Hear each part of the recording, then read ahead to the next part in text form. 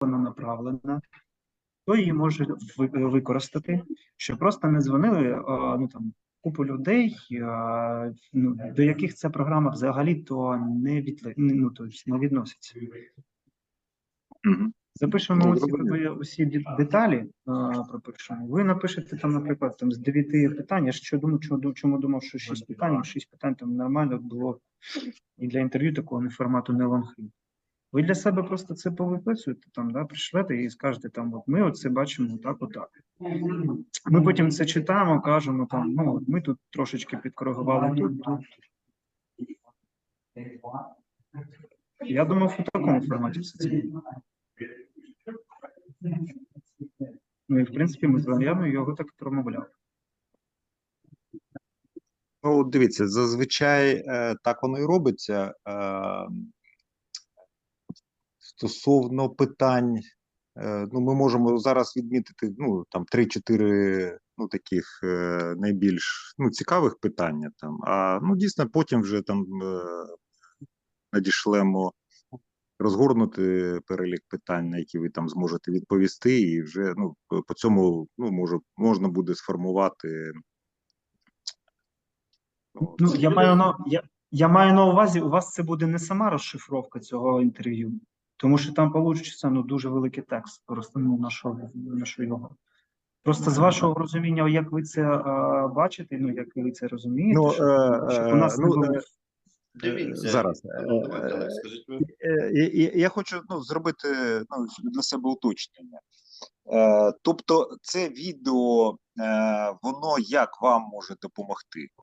Тобто ви можете це мені зараз розповісти? Давайте я вам розпочну трішечки спочатку. Позвонила Мар'яна, сказала, що вона з такого-то інтернет-видання. Сказала, що хоче записати інтерв'ю для того, щоб у вас в Сумській області є проблеми з приводу того, що у вас населення трошечки якось побоюється брати якісь гранти, звертатися за такою фінансовою допомогою.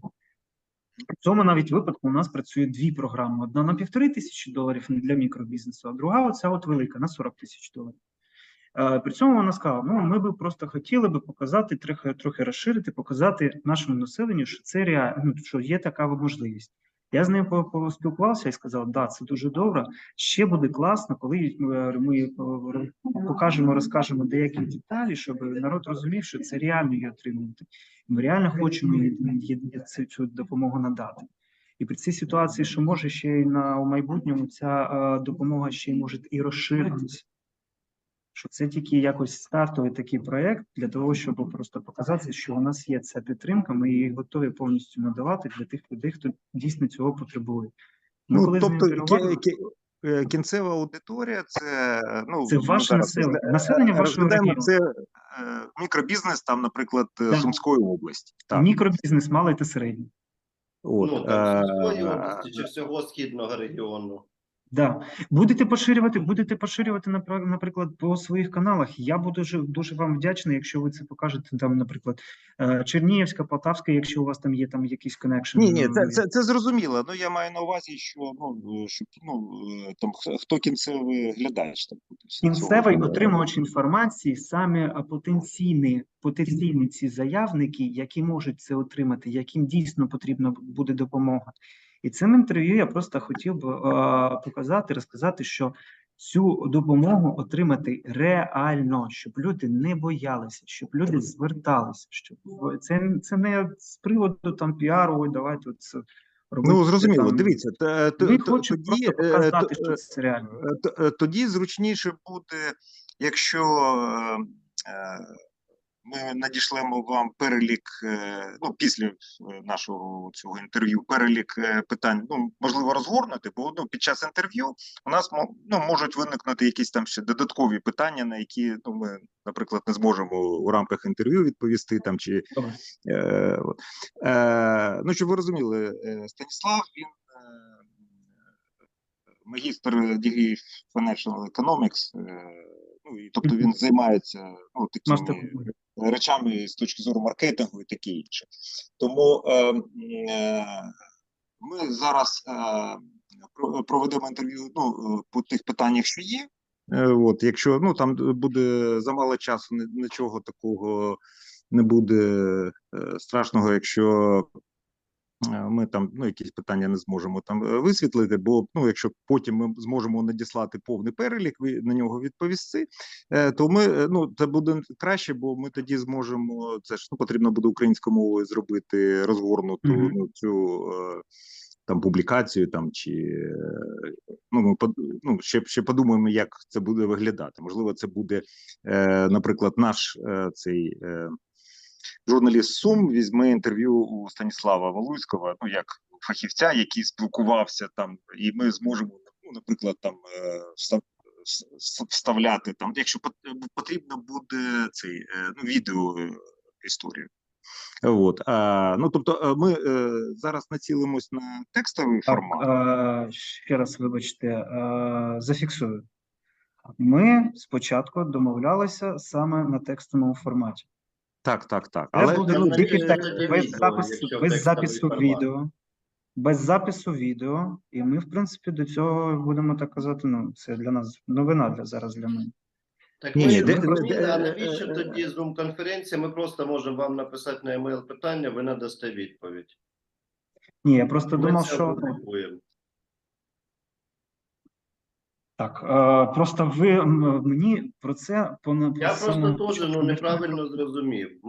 У нас виникла оця така... Ні, ми Zoom-конференцію можемо провести, вона зайва не буде. Бо якщо ми розбираємо там всі гранти, які надаються в Україні, то зазвичай спочатку з'являється текстова інформація, а потім в якийсь там час з'являється там тренінг від фахівців там чи відеозвернення від грантодавця, там як додатковий такий матеріал заохочувальний, таке інше. Тому ми зараз конференцію запишемо. Це для нашого внутрішнього використання. Якщо потрібно буде її використати, наприклад, для додаткових матеріалів, ми з вами поспілкуємося, якщо ми дійдемо згоди, тобто це буде. Якщо ні, у якому випадку у вас також буде можливість, якщо вам потрібно буде до ваших там донорів там показати, що якісь є активності і таке інше, тобто це інтерв'ю вам буде доступно, там воно на англійській мові, воно зрозуміло на ту аудиторію, яка там з вами там співпрацює. А так, давайте на текстовому форматі, це навіть і простіше. Так, я просто кажу, що ми як то готувалися до формату тексту, щоб просто іменно не записувати відеозвернення, тому що нам саме відеозвернення, якщо буду братися коментарі, як синхрон, якщо буду братися синхрон, вирізки якісь там, як коментарі до вставки, наприклад, до там якогось відео там чи news story, тоді просто нам це треба було просто заздалегідь проговорити, тому що у нас ж є просто певні протоколи, якими ми зрозуміло, так, виконуємо. Так, дивіться, Олександр, це ми зараз вже раз налаштували, зробимо. Це буде для внутрішнього використання, воно нікуди в інтернет не піде. І я, щоб ви не порушували свої протоколи, кожен шаг по поширенню ми будемо з вами обговорювати чи з'ясовувати. Є пропозиція ще така. Якщо, наприклад, ви будете створювати, я це проговорю так, як сценарій додатковий на майбутнє. Якщо ви можете там робити якийсь там новинний сюжет, і вам, наприклад, буде записати, наприклад, цей такий кусочок, там, щоб, наприклад, з нашого боку наш представник MERCY CORP Укрінформ, саме там, як від першого лиця, від особи, від представника організації, розповів там от за цю частину, щоб ви її потім могли вставити до певного сюжету. Можна буде там буде текстові статті, коротке відео там на 30 секунд. Наприклад, так. Що дійсно це відбувалося. Що дійсно, що це людина, що вживу казала, що... Просто, те, що вас там трохи збентежило, я просто мав на увазі, що, можливо, ми побачимо, що доречним буде провести, наприклад, круглий стіл, але щоб вас там, наприклад, не відволікати, чи ви там не будете в змозі... Завжди відкритий 24/7. Ні, я маю на увазі, що тоді Станіслав, який спілкувався, тобто він зможе зібрати додаткові, наприклад, питання учасників цього круглого столу. Ось ті там недолугі питання, які і так очевидні, але його будуть задавати. Вам можливо це буде не цікаво, а він зможе на це відповісти. І якщо з'являться якісь додаткові питання, ми можемо потім після таких круглих столів надіслати знову ж таки в текстовому форматі і отримати додаткові. І тобто буде продовження статті. Тобто є стаття, потім, наприклад, круглий стіл. Я знаю, є загальна інформація, а потім в неї по частинах розбиратися. І таким чином, тобто це не буде так, що одна стаття вийшла і все забули, і там потім його пролистуєте, а вона якимось чином буде через круглий стіл. Серію матеріалів зробити, вона актуалізується і рухається далі, до того моменту, поки ми там не добіжимо, що пішли там чи грантові заявки, там чи ще щось. Добре, зрозумів. Давайте розпочинати, бо у нас на все півгодини залишилось. Добре. Давайте. Інтерв'ю буде брати саме Станіслав, так? Так. Тоді Станіслав. Вахтанг? Ми тоді відключимося, а Вахтанг, Станіслав хай будуть з відео, так? Да. Вахтанг? Are you here? Yes, So, please let me introduce Vachtank. He's our regional manager, and also helps to implement Ukrainian resilience program from MERCY CORP. So, if you have questions, you can ask. Thank you. Yeah. So I can start, yeah? Let's start from the first question about what is the expected impact of MERCY CORP program on farming in Ukraine? Okay, so we have to understand that this is a pilot project. It's a very small, and it's just the startup phase. So for the moment, our aim is to help a specific number of farmers to recover from the consequences of the conflict, restore their damaged assets, or if we are talking about IDP farmers, to start some small income generation activity. So I would say this is purely a recovery-oriented project for the moment, which in the future will be evolving as more systemic development-oriented intervention. But for the moment, we are talking about recovery and restoration of damaged agriculture assets, restarting the production, etc.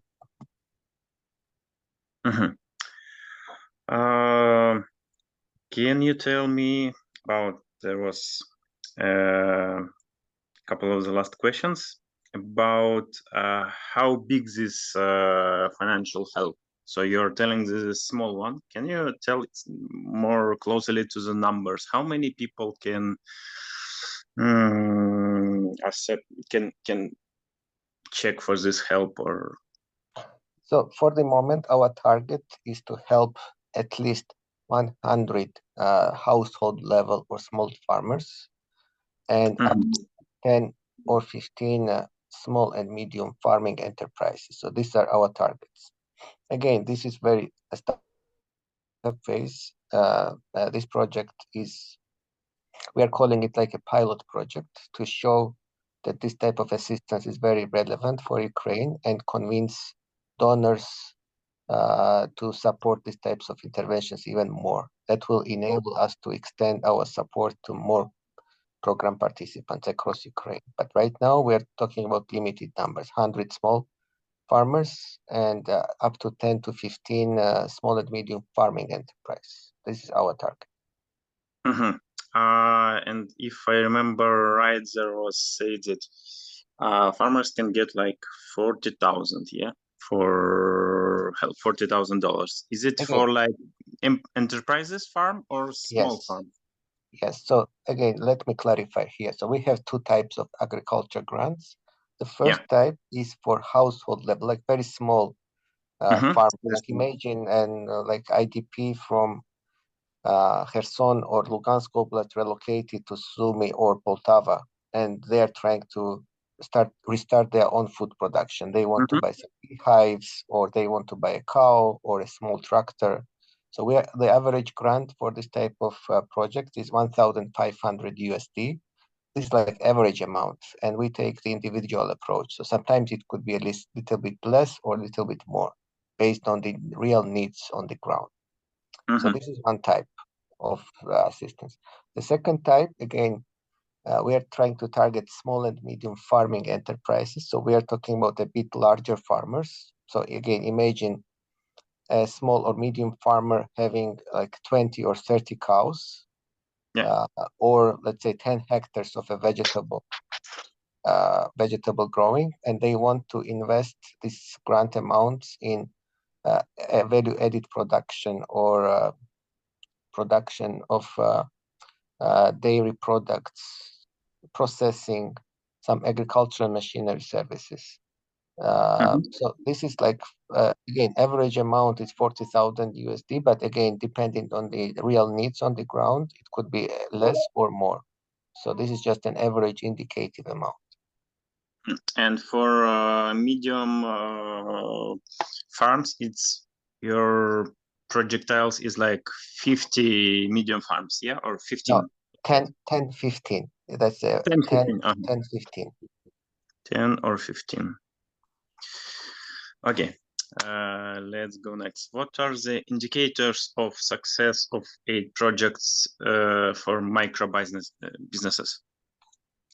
Okay, so main idea for the micro business grants is to help those small household level farmers to be less dependent on external aid. We know that right now in Ukraine, there are lots of cash assistance programs working, and people depend on this cash assistance. So we would like people to be more resilient and less dependent on external aid so that they can grow their own food, they can generate their own income. So if we achieve those goals, then it's like indicator of success.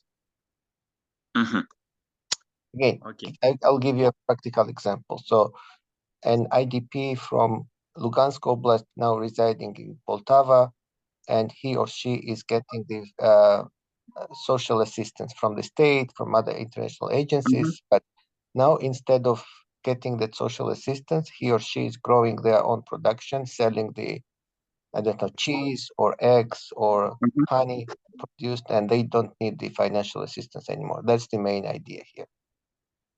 Okay, so they became independent.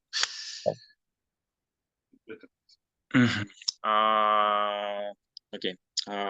Next question is about is it planned to help farmers to stimulate domestic processing instead of export, and what exactly? So is it you're planning that farmer can just not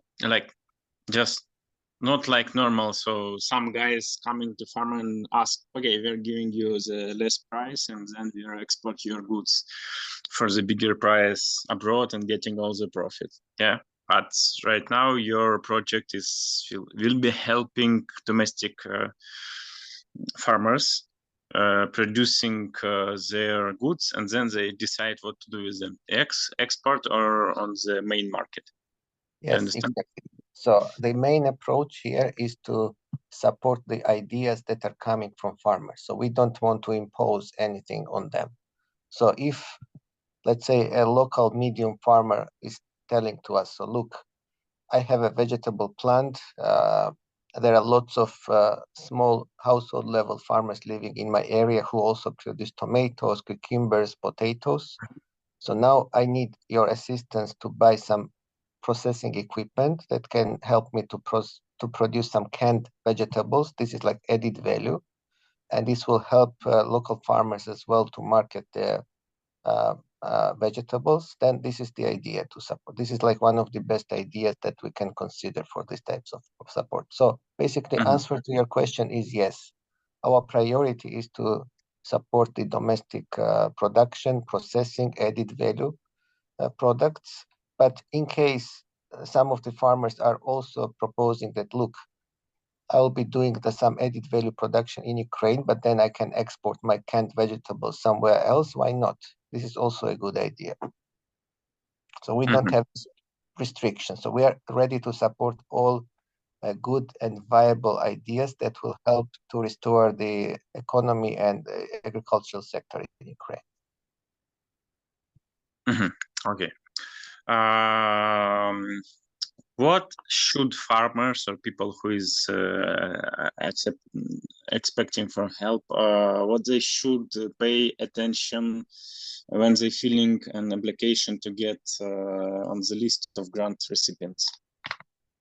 Okay, there are several key criteria that we take into account. So the very important criteria is that the application should show us a very specific plan or intentions of the farmer to do the income generation activity. So in other words, whatever they are proposing, it should be a viable business idea that will generate some income. But on the other hand, we are also looking at some vulnerability factors. So for example, how this farmer has been affected by the conflict. For example, if we have to choose between two applications, so one application, for example, coming from Sumy or Chernigiv, where the greenhouse operated by the farmer was destroyed by Russian missiles, then in this case, this type of farmer will get a priority versus a farmer from Poltava who has not suffered this type of consequences but wants to expand his greenhouse, if you know what I mean. So yeah, I understand. So two main criteria: viability, profitability of the proposed business idea, and the vulnerability factors, and how much this given applicant suffered as a consequences of the war. So I understand this one.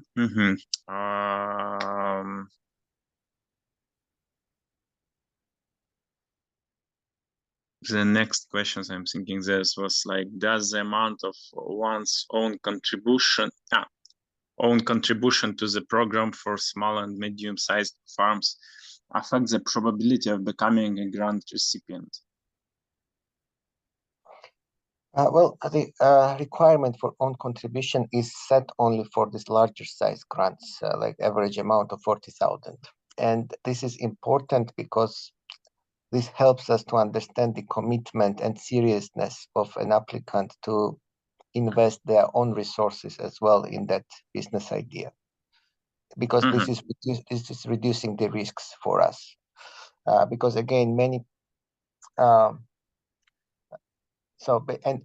this contribution is very flexible, so we don't ask for some financial contribution in terms of money. So it could be like construction materials that the farmer can have in their backyard, or some labor from their family members to construct a building for agriculture purposes, stuff like that. So we are very flexible. So if we like the idea, we always try to be as flexible as possible and help to implement the good ideas coming to us. Okay. And does I don't know. I think I wouldn't ask about amount of own contribution. Is it for example, is it if it okay, it doesn't matter. Let's go to the next. About own contribution, could it be money from other investors or donors? So it's not their own contribution or own participation, but this farmer have somebody from outside who want to help, or they have any other abilities or something. I understand your question. So here the answer is yes and no. So because again, our experience shows that sometimes when you have these grant programs, there are many, I would say, grant hunters who try to get grants from every organization. So they eventually end up getting 4 or 5 grants. So our purpose is to prevent that. That's why we are trying to coordinate with other similar agencies providing such grants, and just avoid double granting of same program participants. This is one approach. But on the other hand, sometimes we may have situations when one grant is just not enough to realize the restoration plans of a given business because the damage was too high. Yeah. And our $40,000 won't be enough just to help this farmer to recover. So in this case, we would try to cooperate with other similar agencies, and double granting is even better because then it will enable us to provide assistance in a more coordinated manner and get the desired impact of restoring this particular business if the costs are higher than we can afford. So in every different situation, there's a different decision. So Individual approach. If you made research and understand that they need more costs, you'll accept the other grant facility. But if you think that this is something like a fraud, you say like, sorry guys, no, or okay. Absolutely. Yeah, let's move on.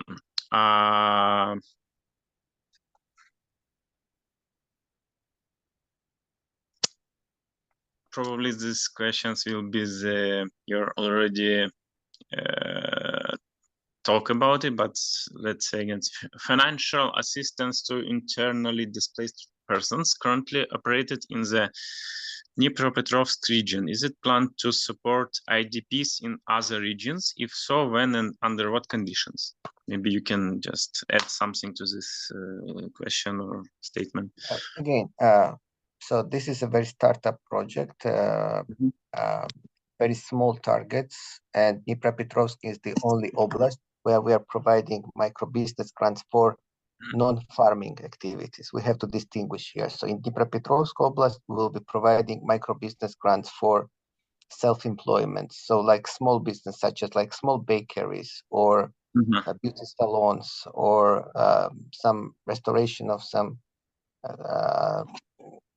it's like like an IDP who was relocated from Kramatorsk, for example, living in Dnipro, renting an apartment and something that they can do at home. Like this is the type of, but we are definitely trying to expand this program. And eventually, I hope that both agricultural components and self-employment components for micro businesses will be available all throughout all Ukrainian oblasts because they are very much needed. But this is just a start. So answer to your question is yes, we will be expanding to other regions if funding permits. Okay.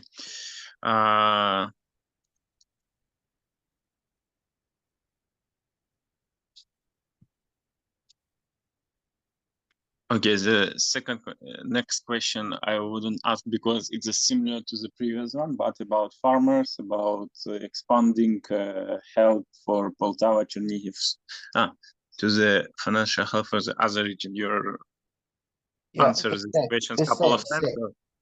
So for agriculture, we would also try to expand in Dnipropetrovsk, maybe Zaporizhia, maybe even Nikolaev oblasts, because this type of projects are going to be very relevant there as well. So again, waiting for more funding. If there is an available fund, we will be happy to expand to more regions.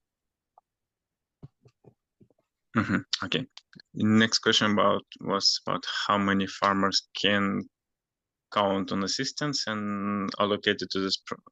Well, you already talked about this, Second, do you give any advice do you give any advice or influence on the decisions of farmer, what to do with their business and how to run it, with whom to cooperate? No, definitely not. So we don't want to influence the farmers' decisions because they are the ones who know the best what exactly they need. And when screening the applications, actually, we pay attention to the determination and understanding of the farmer, what exactly they want to do. And they should also demonstrate how they are going to make it successful project. So we don't want to impose our thoughts or decisions on them. It's purely their ideas. We are here just to support them. That's the answer. Okay, so the last question from my question list here. Can you tell how similar programs have been implemented in other countries. Maybe you know some examples, or you're doing that. So as I know, your company MERCY CORP, it's almost 60 years old, yeah, if I'm not wrong, or 50 years old. So you have some examples of that, I hope, and you can tell more about it. Or here I would ask Alexander. Alexander, I think we removed this question. Or Yes. I'm sorry, Oleg. We just removed this question because this is like not our area. We can't speak about another countries because on this interview we are talking about Ukraine, about assistance for Ukraine. And if you want to know about information from another countries, I think that you will have a good opportunity to ask them yourselves. So this is like not in that area. Okay, thank you. Как? Что ты хочешь меня спросить? Okay. One more added questions is people who are on the veterans is coming from the army. Is they have any preferences if they farmers too, or want to farming, or some of them have small businesses in the Dnipropetrovsk region? Do you take attention that they are veterans of Ukrainian Russian war, or is it doesn't matter for you? You're not counting right now on this. Again, this goes to Alexander because this question was not included in Yes. Can you respond, or what do you think? I think that's like everybody can take this assistant who has such need to take this assistance. For example, they open their own businesses, any matter. Every businessman, if this his first assistant, or he wants just or he or she just want to open its own business, this is assistant for all Ukrainians who wants to take it, and if they need it. Okay, I understand. Ну, в принципе, все по вопросам. So, I think that's yeah. For now, we're ending our questions. Yeah. So for now, we're out of questions. Yeah. Okay. Thank you. Thank you. Thank you, Vakhtang, for your detailizing answers. So we wish you a good day, a good mood, and I think we'd be stay in touch, and have you a good day. Yeah, thank you very much. Thank you too. Yeah. Bye. Bye.